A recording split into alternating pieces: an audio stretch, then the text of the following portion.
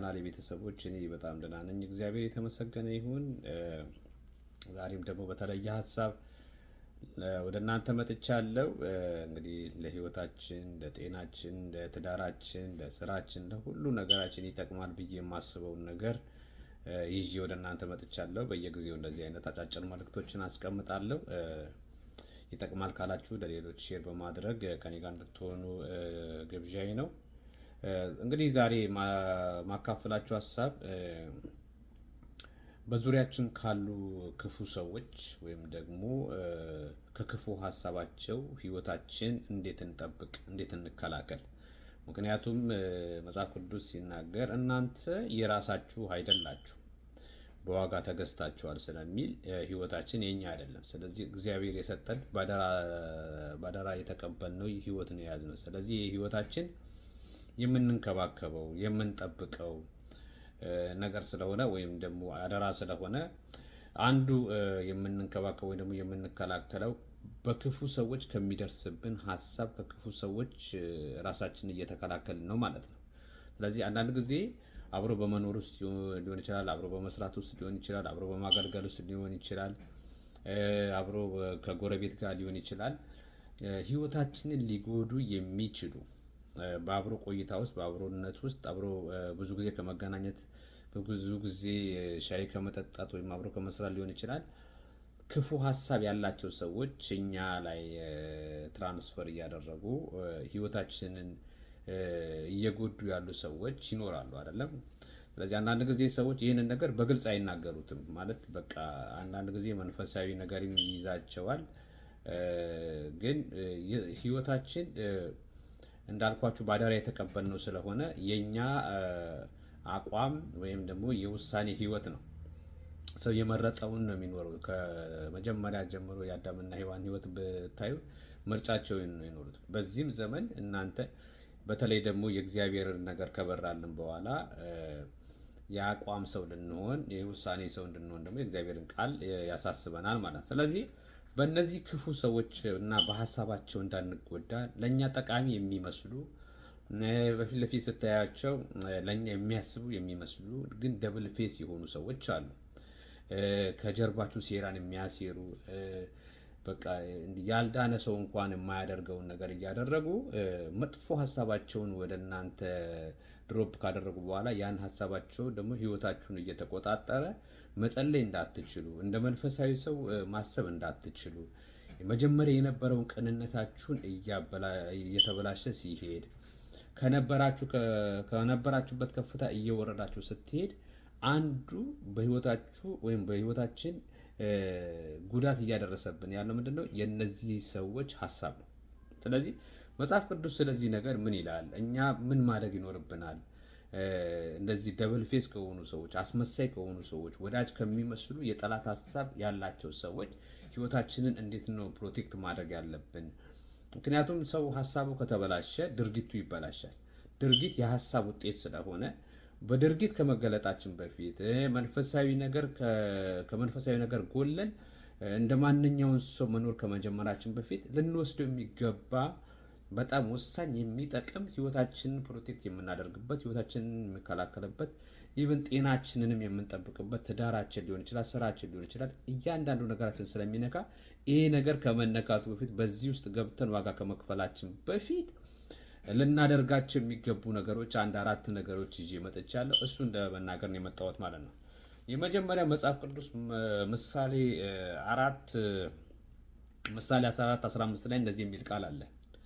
ተላላ ሰው ሁሉን ያምናል፣ ተላላ ሰው ሁሉን ያምናል፣ አስተዋይ ግን እርምጃውን ያስተውላል። ጠቢብ ሰው ግን ጥንቁቅ ነው፣ ከክፉም ይርቃል። መጀመሪያ መጽሐፍ ቅዱስ ከእንደዚህ አይነት ሰዎች ህይወታችንን ኑሯችንን የሚያዛቡ ሀሳባቸውን የማይሆን ሀሳብ የሚያስተላልፉብንን ሰዎች ወይ ደግሞ ደብል ፌስ ከሆኑ ሰዎች፣ አስመሳይ ከሆኑ ሰዎች፣ ወዳጅ ከሚመስሉ ጠላቶቻችንና ሀሳባቸው የምንከላከልበት መንገድ የመጀመሪያ መሆን የሚችለው መራቅ ነው። ከእንደነዚህ አይነት ሰዎች አሁን የዘረዘርኳቸውን ነገሮች በህይወታችን እንዳይከሰቱ ሁለት ጊዜ እንኳን ማሰብ የማይኖርባችሁ ማድረግ የሚገባን ነገር ምንድነው? መራቅ ነው። ቶታሊ መራቅ ያስፈልጋል።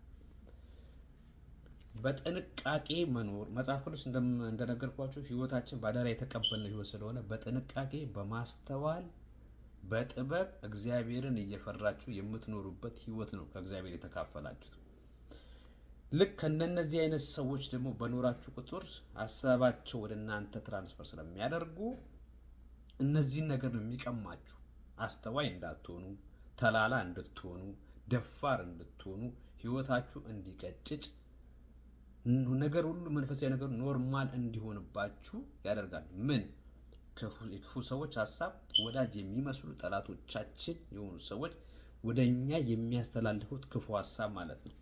መዝሙር 1 ላይ እንደዚህ የሚል ቃል አለ፣ ሁላችንም የምናውቀው ቃል ነው። በክፉዎች ምክር የማይሄድ። ይሄ በክፉዎች ምክር የማይሄድ ማለት መንገድ በመጽሐፍ ቅዱስ ከህይወት ጋር የተያያዘ ነው። በሰማይ መምጣት መሄድ መንገድ የሚባል ነገር የለም አይደለ? ስለዚህ በምድር ባለን ቆይታ ውስጥ ከምናደርጋቸው ነገሮች የሚያሳይ ነገር ነው። በክፉዎች መንገድ የማይሄድ የማይመላለስ የማይኖር ማለት ነው። በኃጢአተኞች ወንበር የማይቆም በፌዘኞች ወንበር የማይቀመጥ ሰው ብፁዕ ነው። ምንድነው ብፁዕ ነው? በእነዚህ ከላይ እስከታች በዘረዘርኳቸው በእነዚህ ተግባሮች ውስጥ የማይመላለስ እነዚህ ተግባሮች ህይወቱ ያላደረገ ሰው ብፁዕ ነው። ከዛስ በእንደዚህ አይነት ህይወት የማይመላለሱ ሰዎች ምንድነው ዕጣ ፈንታቸው? በህይወታቸው ምን ይገለጣል? እግዚአብሔር በህይወታቸው ምን ያደርጋል ብለን ስንል አንዱ የሚሆነው እርሱ ይላል በወራጅ ውሃ ዳር እንደተተከለች ፍሬዋን በየወቅቱ እንደምትሰጥ ቅጠሏም እንደማይጠወልግ ዛፍ ነው። የሚሰራው ሁሉ ይከናወንለታል። አጃሊያስ አያችሁ፣ የሚሰራ አሁን እንግዲህ የድርጊት ውጤቱ የድርጊት ከሀሳብ ስለሚጀምር በክፉዎች መንገድ የማይሄድ በክፉዎች ምክር የማይመላለስ የክፉዎችን ሀሳብ የማያንጸባርቅ ሰው አንዱ በህይወቱ የሚሆነው ይከናወንለታል ነው የሚለው። እንግዲህ በህይወታችሁ አለመከናወን፣ አለመረጋጋት፣ እርካታ ቢስ መሆን፣ ትሰራላችሁ፣ ትደክማላችሁ፣ ትሮጣላችሁ፣ ሰው የሚያደርገውን ሁሉ ታደርጋላችሁ። ነገር ግን በህይወታችሁ ጠብ የሚል ነገር ከሌለ አንዱ ልትፈትሹ የሚገባው ባልንጀራዬ ማን ነው? አያችሁ፣ በመንፈሳዊ ዓለም ላይ የሚገባውን ነገር እያደረጋችሁ የሚገባውን ኑሮ እየኖራችሁ ለምንድነው ፍሬያማ ያልሆንኩት? ለምንድነው የእግዚአብሔር ነገር በህይወቴ ያልበቀለው ካላችሁ አንዱ ምክንያት ሊሆን የሚችለው ክፉ ባልንጀራ ነው። አስመሳይ ከሆኑ ሰዎች የምትቀበሉት ምግብ ነው የሚያቀጨው ህይወታችሁ። ስለዚህ ምንድነው ልናደርግ የሚገባው? ምንም ሁለት ጊዜ ማሰብ ሳይኖርብን መራቅ መሸሽ ነው አንዱ ህይወታችን የምንከላከልበት። ለምን ሲባል ፍሬያማ እንዳንሆን፣ እንዳይከናወንልን፣ በመንፈሳዊ ዓለም ያለውን ነገር እንዳናጣጥም፣ ከእግዚአብሔር ጋር የተመቻቸ ህይወት የእግዚአብሔርን ፍቃድ እንዳንኖር የሚከለክለን ነገር ቢኖር የክፉ ሰዎች ሀሳብና የክፉ ሰዎች መንገድ፣ የክፉ ሰዎች ምክር ነው። ስለዚህ ከኛ ምን ይጠበቃል? ሁለት ጊዜ እንዳታስቡ፣ ራቁ። ማንም ሊሆን ይችላል። መንፈሳዊ ትልቅ ስፍራ ልትሰጡት ትችላላችሁ። ትልቅ ስም ሊኖረው ይችላል። ትልቅ የሆነ ነገር መሪ ሊሆን ይችላል፣ ወይም ደግሞ ታዋቂ ሊሆን ይችላል። ነገር ግን እነዚህ ምልክቶች በህይወታችሁ መታየት ከተጀመረ እነዛን ሰዎች ስታስቡ ውስጣችሁ የሚጨነቅ ከሆነ አንዳንድ ጊዜ አንዳንድ ሰው ቁጭ አድርጋችሁ ስታወሩ ልባችሁ የሚጨነቅ ውስጣችሁ የሚጨነቅ ሰው የለ። ያ ሰው ለእናንተ አስፈላጊ አይደለም። በቃ ልትርቁት ይገባል። የመጀመሪያ ነው። ሁለተኛው ልናደርግ የሚገባው አስተዋይ መሆን ይኖርብናል። በማስተዋል እያንዳንዱ አካሄዳችን፣ ኑሯችን፣ አነጋገራችን፣ መውጣት መግባታችን አስተውለን የምናደርግ ሰዎች እንድንሆን እግዚአብሔር ይፈልጋል። ምሳሌ 22:3 ላይ እንደዚህ ይላል፣ አስተዋይ ሰው አደጋ ሲያይ መጠጊያ ይሻል። አስተዋይ ሰው አደጋ ሲያይ መጠጊያ ይሻል፣ ብስለት የጎደለው ግን በዚያው ይቀጥላል፣ መከራም ያገኘዋል። አያችሁ፣ አስተዋይ ሰው አደጋ እንግዲህ በህይወታችሁ እንደነገርኳችሁ የአደጋ ምልክት ስታዩ መሸሽ። ለምሳሌ በህይወታችሁ ትላንት የነበራችሁ ቅንነት እየተበላሸ ሲሄድ፣ ትላንት የነበራችሁ ይቅርታ የማድረግ ለሌላው በጎ የመሆን የመጸለይ እግዚአብሔርን የመፈለግ እግዚአብሔርን ቃል የመውደድ ነገር የነበራችሁ ነገር እየቀዘቀዘ ሲሄድ ይሄ የአደጋው ምልክት ነው።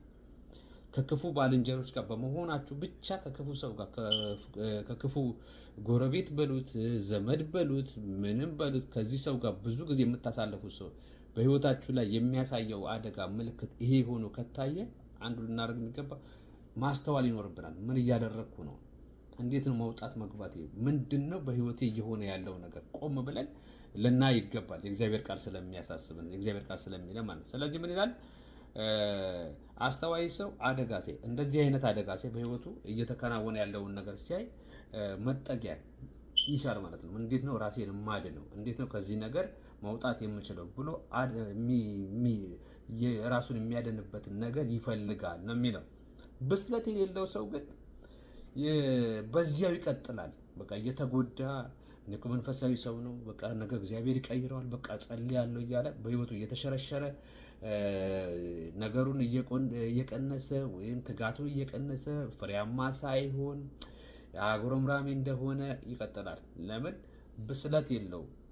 ከዚህ የተነሳ ደግሞ መጨረሻው መገለጫው ምን ያገኘዋል ይላል? መከራ ያገኘዋል። አያችሁ፣ መራቅ ያለብን አስተዋይ መሆን ያለብን አንደኛ በእንደነዚህ አይነት ሰዎች ተጎድተን መከራ ውስጥ እንዳንገኝ ያላስፈላጊ በእግዚአብሔር ዓለም ላይ እውቅና የሌለው መከራ እንዳንቀበል ዋጋ እየከፈል እንዳንኖር የመጀመሪያው መራቅ ይኖርብናል። ሁለተኛው ደግሞ አደጋውን በህይወታችን እያየን ዝም ብለን እየተታለለን እየተሞኘ መኖር ሳይሆን እርምጃ አቋም ልንወስድ ይገባል ማለት ነው። ሶስተኛ ደረጃ የእግዚአብሔርን ቃል ማወቅና ትእዛዙን መጠበቅ ያስፈልጋል። ከነዚህ ክፉ ሰዎችና ከሀሳባቸው እንድንርቅ ወይም ደግሞ አብራችሁ ስትኖሩ አብራችሁ ስታገለግሉ አብራችሁ ስትሰሩ ይሄ ሰው ምንድን ነው? አንዳንድ ጊዜ መንፈስ ቅዱስ ካልገለጠላችሁ ሰው ምን እንደሆነ የሰው ልብ ምን እንደሚያስብ አታውቁም። ነገር ግን የእግዚአብሔርን ቃል የምታውቁ ከሆነ ትእዛዙን የምትጠብቁ ከሆነ የእግዚአብሔር ቃል ከክፉ ነገር ሁሉ ይከልላችኋል። የእግዚአብሔር ቃል ከክፉ ሀሳብ ሁሉ ይጠብቃችኋል። የእግዚአብሔር ቃል ከክፉ በደል ሁሉ ይጠብቃችኋል።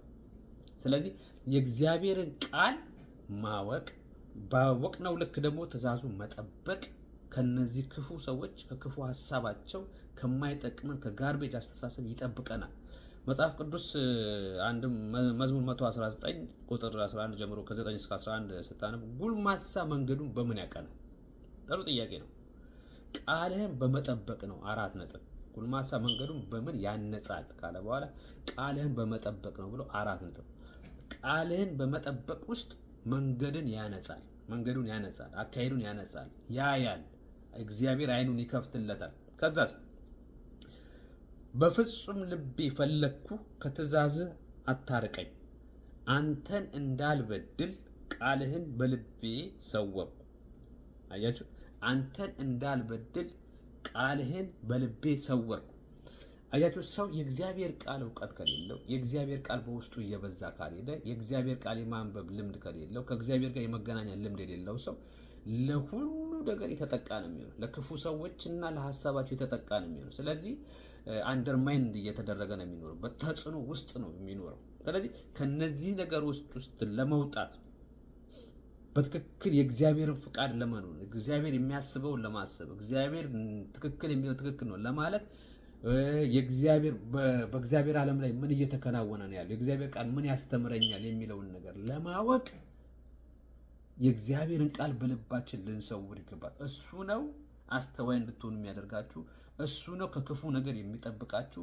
እሱ ነው የበደላችሁ ሰው እንኳን ይቅር ለማለት ይቅር እንድትሉ የሚመራችሁ። ለዚህ ነው መጽሐፍ ቅዱስ ሲናገር የቃል ፍቺ ያበራል፣ አላዋቂን አስተዋይ ያደርጋል። ከእግዚአብሔር ቃል ጋር ቅርብ የሆነ ሰው፣ ከእግዚአብሔር ቃል ጋር የሚነካካ ሰው መጀመሪያ የእግዚአብሔር ቃል በሕይወቱ የሚያደርገው ምንድነው? አይኑን ነው የሚከፍትለት። አይናችሁ ሲከፈት ደግሞ በዙሪያችሁ ያለውን ብቻ ሳይሆን ገና በመንፈሳዊ ዓለም ላይ የታሰበውን የማየት አይናችሁ ይከፈታል ማለት። ስለዚህ ለዚህ ነው በእንደዚህ አይነት ሰዎች እየተጎዳን ዋጋ እየከፈልን የምንኖረው። አንዱ ከሰውየው ጀርባ እየተከናወነ ያለውን ነገር ባለማየታችን አይናችን ስላልተከፈተ ነው። ስለዚህ በእግዚአብሔር ቃል ውስጥ ወደ እግዚአብሔር ቃል ስትጠጉ ባልንጀራችሁ ይሁን ክፉ ሰው ይሁን መጥፎ ሰው ይሁን ምን እያደረገ የእግዚአብሔር ቃል ይገልጥላቸዋል። ከዛስ ምን ማድረግ እንዳለባችሁ በየትኛው መንገድ መሄድ እንዳለባችሁ ደግሞ አይናችሁን ይከፍታል። አይናችሁ ሲከፈት ደግሞ ሁሉም ነገር ታያላችሁ። መንገድ ላይ እንቅፋት ካለ እንቅፋቱን እያነሳችሁ ትሄዳላችሁ። ክፋት ካለ፣ ጥላቻ ካለ፣ ክፉ ነገር ካለ እየጣላችሁ ትሄዳላችሁ። ለምን? አይናችሁ ስለተከፈተ። ስለዚህ ምን ማድረግ አለብን? ወደ እግዚአብሔር ቃል መመለስ፣ የእግዚአብሔርን ቃል ማንበብና የእግዚአብሔርን ቃል በውስጣችን በልባችን መሰወር ከክፉ ሐሳብና ከሰይጣናዊ አስተሳሰብ ከክፉ ሰዎችና ወዳጅ ከሚመስሉ ጠላቶቻችንና ከሐሳባቸው ሊያድነን ይችላል። ምን? የእግዚአብሔር ቃል። የእግዚአብሔር ቃል ምን ያደርጋል ብያቸዋለሁ?